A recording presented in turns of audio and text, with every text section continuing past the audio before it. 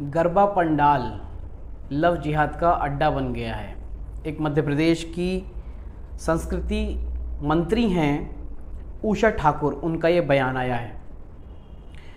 जो दूसरी खबर है वो राजधानी दिल्ली से है। स्वाति मलीवाल ने अपने ट्विटर हैंडल से एक वीडियो जारी किया है और दिल्ली पुलिस को सम्मन किया है, जिसमें बच्चे जो हैं वो नशीले पदार्थ बेचते नज़र आ रहे हैं। तीसरी जो खबर है वो उत्तर प्रदेश के लखनऊ से है, जहां योगी सरकार है और योगी से मिलने के लिए एक बुजुर्ग गया और पुलिस ने क्या बर्बरता करी है उसका वीडियो आपको दिखाएंगे। ये जो तीन खबरें हैं ये तमाम सोशल मीडिया पे वायरल है, लेकिन बड़ी मीडिया इसकी चर्चा शायद नहीं करेगी। तो बहुत ज़रूरी है कि आप समझें चीज़ों को और देखें कि क्या चीज़ें हो रही हैं समाज के अंदर। नमस्कार, मैं मोन्टू राजा, एंटी करप्शन इंडिया से स्वागत है आपका। जो सबसे पहली खबर है वो गरबा पंडाल जो लगा करते थे उसको जिहाद का अड्डा बता दिया गया है। आपने देखा होगा पहले जो होता था कि सब लोग मिलजुल के त्यौहार मनाते थे, हिंदू मुस्लिम भाईचारा होता था, लेकिन अब जो है बीते कुछ वर्षों से या फिर कहें कि जो बीजेपी के समर्थक हैं या फिर हिंदूवादी संगठन हैं वो इतने सक्रिय हो गए हैं और सौहार्द जो है भाईचारे का धार्मिक तौर पे वो ख़राब करने की कोशिश करी जा रही है, विभाजन किया जा रहा है। तो उसी क्रम में अगर आप देखें, गरबा पंडाल को जो है लव जिहाद का अड्डा बता दिया गया है। मध्य प्रदेश सरकार की जो संस्कृति मंत्री हैं उषा ठाकुर, उनका एक बयान जारी हुआ है जिसमें वो ये कह रही हैं कि गरबा पंडाल में अब जो है जब आप जाएंगे तो आपको आइडेंटिटी कार्ड दिखाना होगा कि कहीं आप मुसलमान तो नहीं हैं, क्योंकि उनका कहना है कि लव जिहाद जो है वो गरबा पंडाल उसका अड्डा बन गया है। जो लोग हैं वो लव जिहाद करते हैं। एक वीडियो देख लीजिए उनका जो उन्होंने बयान दिया है, उसके बाद चर्चा करते हैं। नहीं, अब सब लोग बहुत सजग और सतर्क हैं।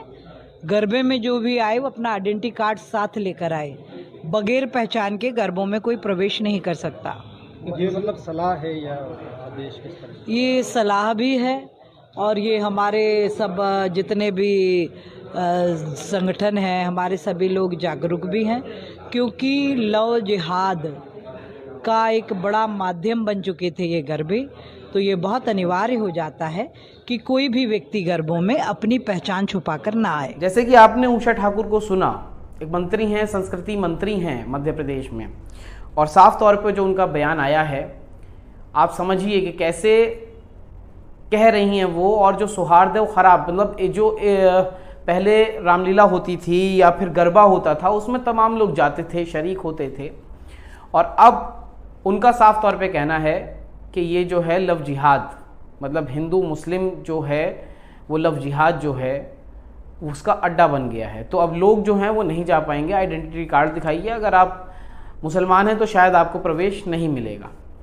वहीं अगर बीजेपी के कुछ दिग्गज नेताओं की बात कर लें तो ये समझ में नहीं आता है कि ये है क्या चीज़। क्या नेताओं को छूट है? क्या वो लव जिहाद कर सकते हैं?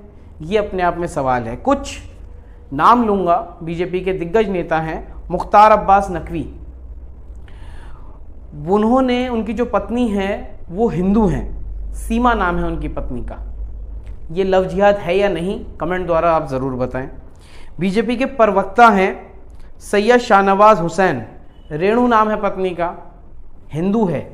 ये लव जिहाद है या नहीं? बिहार के पूर्व सीएम और वरिष्ठ नेता हैं सुशील कुमार मोदी, उनकी पत्नी ईसाई है। ये लव जिहाद है या नहीं? सिकंदर बख्तार बीजेपी के दिग्गज नेता रहे हैं, अटल बिहारी की जब सरकार थी उस सरकार में उद्योग मंत्री भी रहे हैं। पत्नी का नाम है राज शर्मा। लव जिहाद है या नहीं? पत्रकार सुहासिनी हैदर जाने माने हैं, बीजेपी नेता सुब्रमण्यम स्वामी की बेटी हैं, मुस्लिम से शादी करी है, नदीम हैदर नाम है। ये क्या है?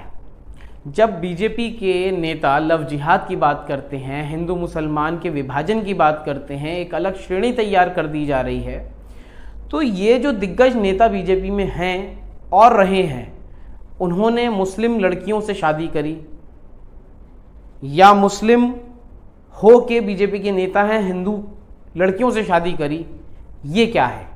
क्या सोचते हैं आप? बहुत गहन अध्ययन की ज़रूरत है कि आप समाज के अंदर तो इस तरह का विभाजन व्याप्त कर रहे हैं, लेकिन आप ही के पार्टी के जो दिग्गज नेता हैं उन्होंने क्या किया है और इसको आप क्या कहेंगे, इसका भी जवाब दे दीजिए।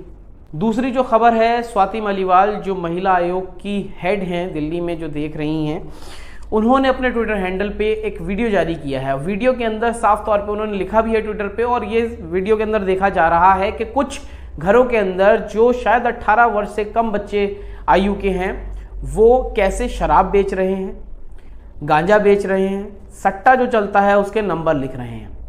और स्वाति मलीवाल ने इस पे कहा है कि जिन बच्चों को मतलब स्कूल जाना चाहिए, पढ़ाई करनी चाहिए, वो कहाँ उनका रुझान जा रहा है और क्या कुछ वो कर रहे हैं। वीडियो देख लीजिए, उसके बाद चर्चा करते हैं।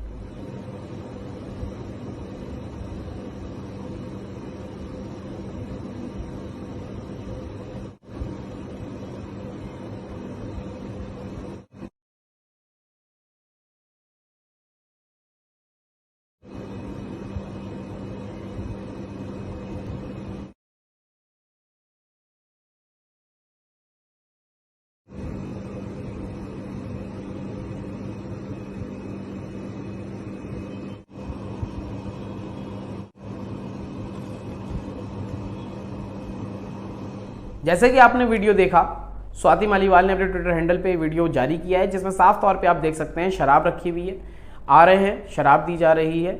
और ये केवल एक ही जगह की नहीं, दिल्ली के अंदर ना जाने ऐसे कितने ही अड्डे हैं। अगर बात की जाए शाहदरा की, नॉर्थ ईस्ट दिल्ली की, रोहिणी की, हर ज़िले के अंदर सासी मौजूद हैं और कहीं ना कहीं इस तरह के अवैध जो हैं, और साठगांठ जो ये होती है पुलिस से मिल के होती है। हमारा खुद का एक्सपीरियंस है, अगर थाने का SHO, ACP, DCP अगर स्ट्रिक्ट हैं तो आप इस पे लगाम लगा सकते हैं। और अगर थाना मिला हुआ है या कुछ थाने के पुलिसकर्मी मिले हैं, उनकी साठगांठ से अवैध जो काम है ये चल रहा है। तमाम मंत्रालय सब कुछ है, पूरा सिस्टम है इसको रोकने के लिए, लेकिन फिर भी रोकने में असमर्थ क्यों हैं, ये सवाल आपके सामने है। इसका भी जो आप सोचते हैं उसका जवाब कमेंट द्वारा आप दे सकते हैं। और इन बच्चों का भविष्य क्या होगा, ये जो नशा परोस रहे हैं इनका आगे का भविष्य क्या होगा। सट्टा है, गांजा है, स्मैक है, शराब है, तमाम चीज़ें बिकती हैं और कोई रोकने वाला है नहीं, क्योंकि जो स्थानीय थाने होते हैं उनसे साठगांठ होके ही सारी चीज़ें चलती हैं। अगली जो खबर है वो उत्तर प्रदेश से है। उत्तर प्रदेश की जो कमान है योगी आदित्यनाथ ने संभाली हुई है। बहुत ही ज़बरदस्त डायनेमिक चीफ मिनिस्टर के रूप में उनको देखा जाता है। टाइट कर देते हैं लोगों को और धड़ाधड़ वो फैसले करते हैं इस तरह से, और लोगों के अंदर बड़ा विश्वास है कि भाई अगर कहीं सुनवाई नहीं हो रही है तो हम योगी साहब के पास जाएंगे और अपनी बात रखेंगे और हमारा समाधान हो जाएगा। एक वीडियो वायरल हो रहा है सोशल मीडिया पे जिसमें देखा यह जा रहा है कि एक बुजुर्ग है जो योगी साहब से मिलने लखनऊ पहुंच गया। उसकी कोई समस्या थी जो समाधान नहीं हो रहा था, तो बुजुर्ग ने सोचा कि भाई योगी साहब से हम मिलते हैं और उस मीटिंग के बाद मेरी समस्या का ज़रूर समाधान हो जाएगा। उसके बाद हो क्या रहा है उसके साथ आप पहले वीडियो देख लीजिए, उसके बाद चर्चा करते हैं। क्या हुआ? अरे यहीं आके धरना दे। क्या हुआ दादा? अरे वहाँ पूछ लेना। नहीं जाने वाला हूँ, मर लीजिए यार।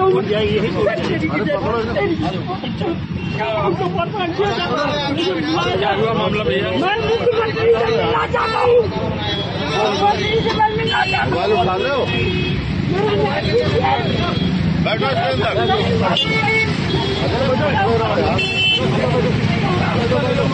ये जो आपने वीडियो देखा, ये बुजुर्ग उत्तर प्रदेश के राजधानी लखनऊ पहुंचा था और लोक भवन के गेट नंबर 3 के बाहर बैठा था। वीडियो के अंदर साफ तौर पे ये सुना जा सकता है कि कुछ लोग कह रहे हैं कि यहाँ ये धरना देना चाह रहा था, और बुजुर्ग जो है उसको सुना जा सकता है कि मैं योगी जी से मिलके ही जाऊँगा। लेकिन पुलिस वाले जो हैं उसको गेट नंबर 3 से उठा के जिप्सी में डालते नज़र आ रहे हैं। और जो स्थिति है और परिस्थिति पुलिस ने बना दी है, कैसे एक व्यक्ति को पकड़ने के लिए तमाम पुलिस वाले जुटे हैं। क्या किसी ने उससे समस्या पूछी, क्यों मिलना चाहता है, क्या उससे वार्ता की गई, उसको इस तरह घसीट के पुलिस की वैन में भरा जा रहा है कि कोई भी देख के कहेगा, या फिर ये साबित करना बहुत आसान हो जाएगा कि ये जो है उपद्रवी है, ये पागल है, ये किसी दूसरी चीज़ को अंजाम देने आया था। तो देखिए आप कि अगर एक नॉर्मल इंसान भी योगी साहब से दरख्वास्त अपनी लेके जाता है और कुछ कहने चाहता है और एक विश्वास के साथ जाता है कि मेरी समस्या जो है वो योगी साहब से अगर मैं वार्ता करूंगा या उनको बताऊंगा तो मेरी समस्या का समाधान हो सकता है, उस विश्वास को योगी पुलिस जो है कैसे तोड़ रही है वो आप इस वीडियो के अंदर देख सकते हैं। और ना जाने कितनी ही समस्याएं लोगों को झेलनी पड़ती होंगी और योगी साहब जो हैं उनसे मुलाकात नहीं हो पाती, क्योंकि योगी की पुलिस ही योगी तक लोगों को जो दरख्वास्त लेके जाते हैं, फरियादियों को, उन तक पहुंचने नहीं दे रही है। तो क्या कहेंगे आप? इस पे भी अपनी प्रतिक्रिया दें ताकि पता चले कि आप क्या सोचते हैं, आपके क्या विचार हैं। एंटी करप्शन इंडिया न्यूज़ को अगर आपने अभी तक सब्सक्राइब नहीं किया है, हमें सपोर्ट करने के लिए हमारे चैनल को सब्सक्राइब, लाइक और शेयर कर दीजिए। एंटी करप्शन इंडिया न्यूज़ को आप फेसबुक, ट्विटर और इंस्टा पे भी फॉलो कर सकते हैं। अगली अपडेट के साथ आपके सामने फिर प्रस्तुत होंगे। नमस्कार। सब्सक्राइब करें हमारे YouTube चैनल को और बने रहें हमारे साथ।